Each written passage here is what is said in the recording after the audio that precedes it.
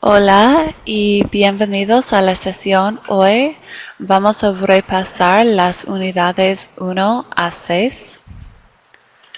Okay, first thing, pronunciation. The double L sound or ella in Spanish does not sound like it does in English. This is a common mistake. Okay, it does not sound like la, like Ella. It's ella. It sounds like a Y, yeah sound. Ella, me llamo, te llamas. Okay, talking about el tiempo. ¿Qué tiempo hace? Or ¿qué hace el tiempo? Either way is acceptable to say what's the weather like. Okay, make sure you review the different phrases for the weather if you're uncertain. When talking about, let's say something is very hot, cold, or windy, you use mucho. You don't use muy. Even though muy means very, you use mucho. Okay, because it's like in Spanish you're actually saying it makes a lot of heat or it makes really cold. Okay, so use mucho when talking about weather. Okay, repaso de unidad 2. Subject pronouns. This is really important. You make sure you have these down. Okay, and this shouldn't throw you off too much because we have the same things in English and you can see the English word right next to all of these. Right? He, she, you, we, you guys informal, you guys formal. Make sure you understand this verb chart and how it works because we're going to use it for all verbs in Spanish. Okay, so you need to know what each of these subject pronouns mean. So yo, tú, él, ella, usted, nosotros, vosotros, ustedes. Okay, conjugation. This is a big thing in Spanish, right? It's the changes of the verb depending on who is talking. That's very important. You don't just use one conjugation for everything. We don't just say S for everything. Okay, it depends on who's talking. And remember, while there are a lot more in Spanish, there are conjugations in English just the same. Okay, so don't let that throw you. Perfect examples. Eat or eats, depending on who's talking, right? I eat. She eats. Again, here with the verb to be in English, he is, you are, I am. Those are all conjugations. That's a different spelling or change of the verb depending on who is talking. Okay, I want you to really understand that because a lot of students tend to just want to use one conjugation in Spanish. You need to make sure you're using the right conjugation depending on who is talking, just like you would in English. You would never say I is in English, but I see that all the time in the Spanish. People write yo es. It doesn't make any sense. It doesn't work. Okay, so make sure you're paying attention to who is speaking and use the appropriate conjugation. A lot of this has to just do with memorizing the conjugations of each verb. Okay, so first verb, ser. Huge important verb that we use all the time, right? Let's make sure we understand these conjugations since you will use them all the time. Soy. Soy only ever goes with yo. You would never use this with any other verb. Just like down here with es. You would never use es with nosotros or yo or tú. You only ever use es with these three subject pronouns. Él es, ella es, usted es. Okay, so soy, eres, somos, sois, son. Depending on your subject pronoun, the subject of the sentence, who is speaking or who it is about. Okay, so some ejemplos. We have yo soy de Arizona. Again, you'd only ever use soy with yo. Nosotros somos de Guatemala. Again, we're using the appropriate verb because we said nosotros. Tú eres de California. Ellos son de Texas. Ella es de Mexico. Okay, notice all of these conjugations match up perfectly with the subject pronoun that they belong to.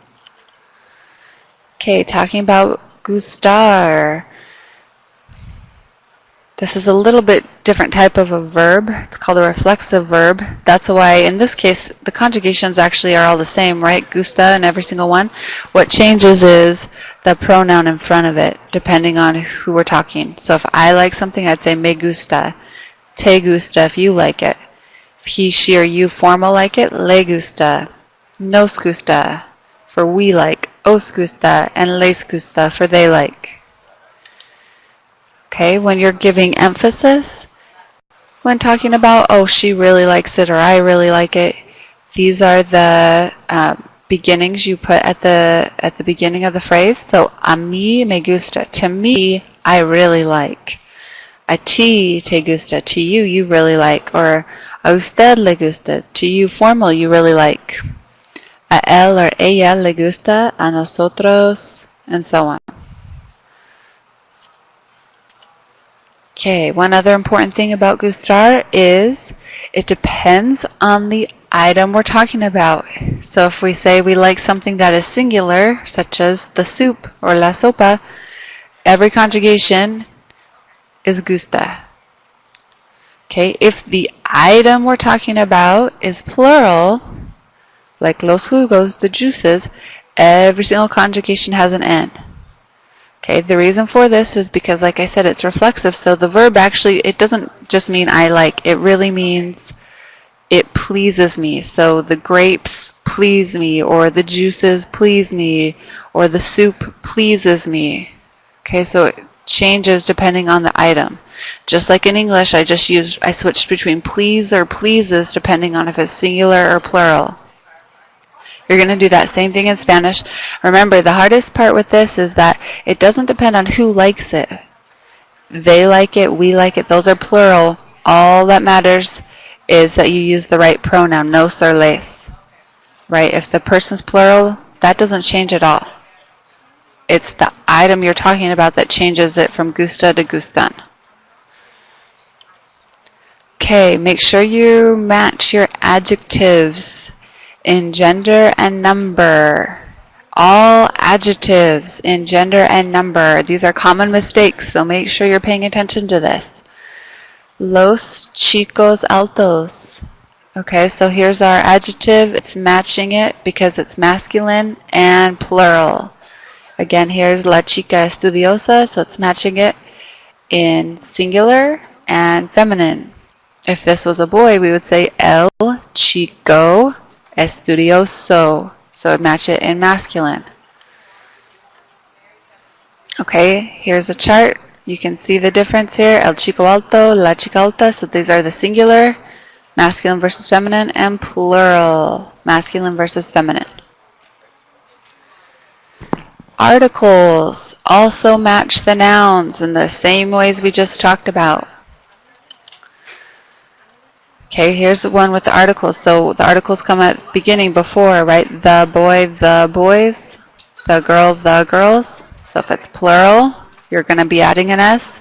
You pay attention to whether it's singular, plural, masculine, or feminine. And then here, this gives the indefinite articles. So a boy or some boys, a girl, and some girls. Make sure they match those endings. Notice how they're highlighted here for you. Some more examples.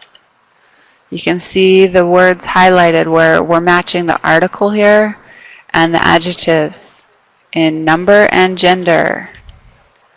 El chico alto, los chicos altos. La chica baja, las chicas bajas. Okay, repaso de unidad 3, el horario, telling time. ¿A qué hora es?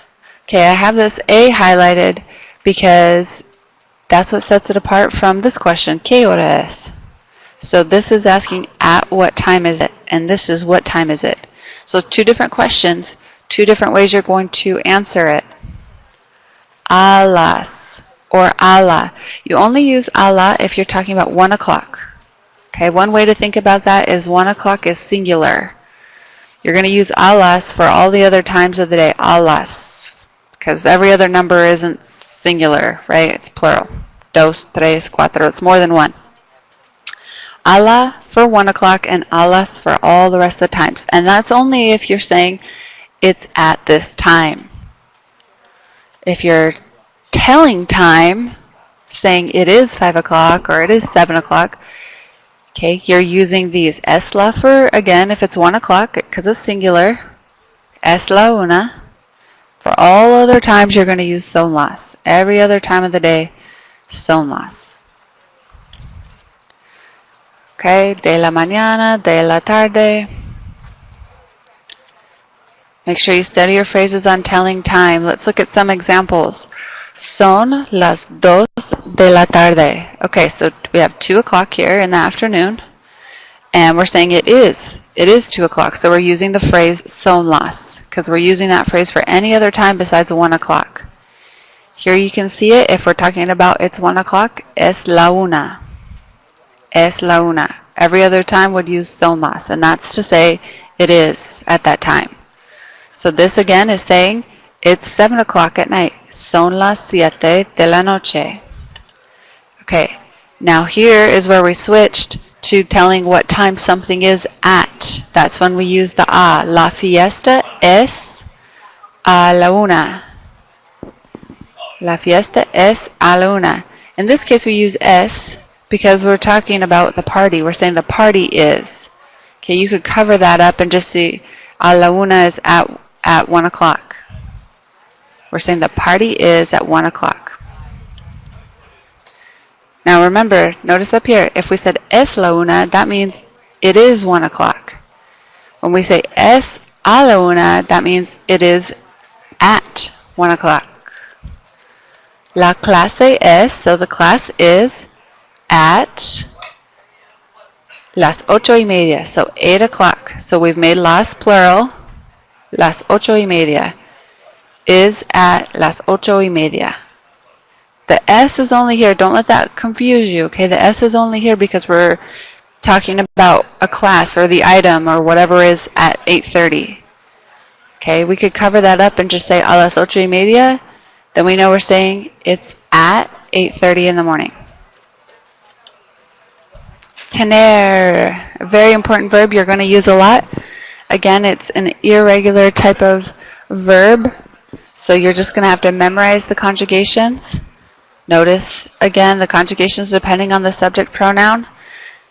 Make sure you're using the appropriate conjugation depending on who's talking. Okay, one of the biggest mistakes I see is that people just start using TNA for everything. Okay, that's incorrect. You need to use it only if you're talking about he, she, or you formal. Otherwise, you're using the right conjugation for who you're talking about. Tener plus que means to have to do something. So when you use it, again, you're using the right conjugation for who's talking. Yo tengo, que, and then you put the infinitive there to go to the store. We have, so tenemos que comprar comida. We have to buy, there's the infinitive, and the rest of the sentence. So tener que means to have to do something. Big mistake that we make is not using tener for age. I see a lot of times people want to say, just like you do in English, he is 40, and they'll use the word es. That is incorrect. You need to use tener when talking about age. So here's an example. ¿Cuántos años tienes? So you're also using it when you ask, right? How many years do you have? So how old are you is how we would say it in English, right? The direct translation would be, how many years do you have? So in response, you would say, I have 15 años. A lot of students are really good with remembering to use tengo for I have, but where they forget then to do it is when you're talking about somebody else. So ¿cuántos años tiene? Like, let's say, how many years does he have? Or how old is he or she? So you need to make sure you use it in the response. Ella tiene 8 años. So you don't say es. You don't say ella es 8 años. You say ella tiene 8 años. Make sure you use tener for age and use all the conjugations depending on who you're talking about. Tengo, tienes and tiene will be the ones you most commonly will use because that's like a singular person, right? I, you, he or she. Okay, talking about AR verb conjugation. So any verb ending in AR, if it's a regular verb, which most of them are, you're going to use these endings. You take off the AR at the end of the verb and replace it with these endings. O, as, a, amos, ais, an. So here is an action. We have the verb hablar. Take off the AR. We have hablo, hablas, habla, hablamos, habláis, hablan. So we took off the AR and replaced it with those endings. This is something you just want to memorize. It's just plain and simple how you conjugate the verbs. Remember, if you don't conjugate the verb and you just put the infinitive, oftentimes that is incorrect unless it's coming as like the second verb in a sentence, like tengo que hablar, I have to talk to somebody. Okay, if you're just saying I talk to, or I speak, or they talk, you must conjugate it. If you say yo hablar, that's incorrect. It doesn't really make sense and it hurts my ears. Okay, make sure you're conjugating it depending on who is talking. Okay, the verb estar, a very important verb, an irregular one, so you just have to memorize how it goes here. Right, this is when we're talking about location or how people feel, because how people feel is a temporary kind of thing. Yo estoy, tú estás, usted or él or ella está, nosotros estamos, vosotros estáis, ustedes están. So, ejemplos. He is bored. Él está aburrido. You use a start because it's a temporary thing. He's not always going to be bored. I am nervous. Estoy nervioso or nerviosa if you're a girl. They are busy. Ellos están ocupados. Again, notice how we conjugated depending on who is speaking.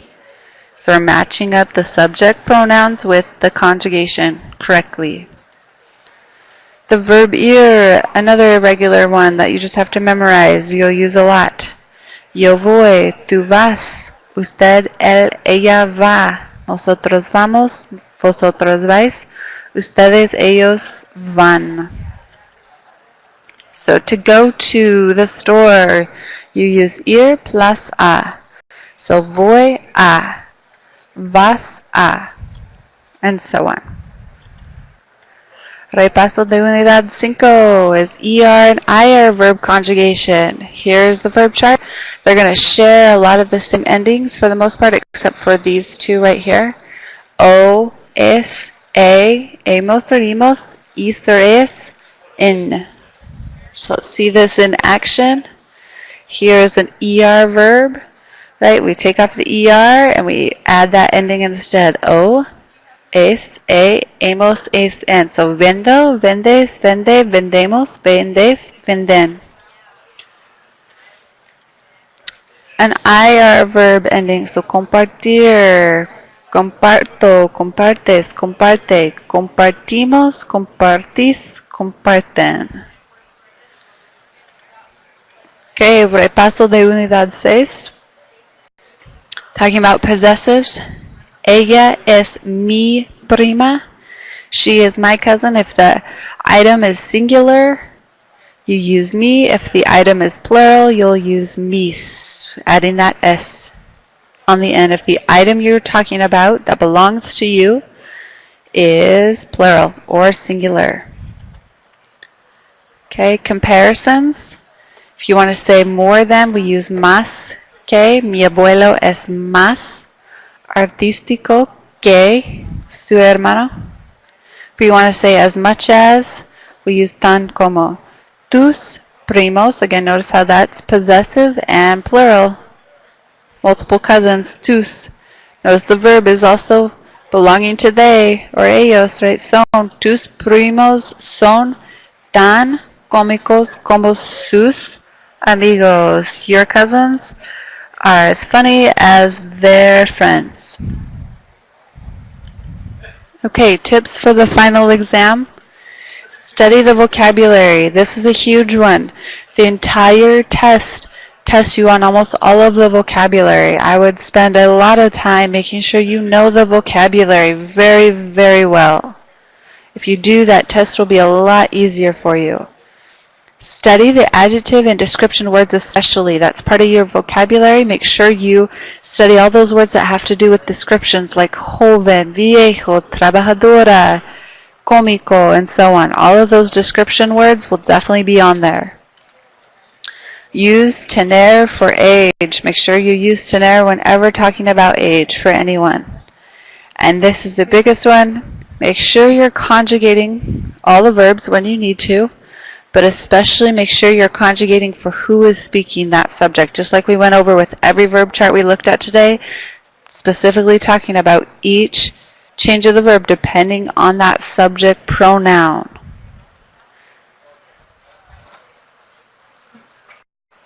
Okay, here is your prueba para hoy for today. Message me the answers to get credit. Make sure it is 100% correct, every single one. I'm going to grade this harshly, so make sure you really pay attention. This is very important. These are all the common mistakes students make, and I want to make sure you know exactly what is correct in Spanish, and I want to make sure you get it correct.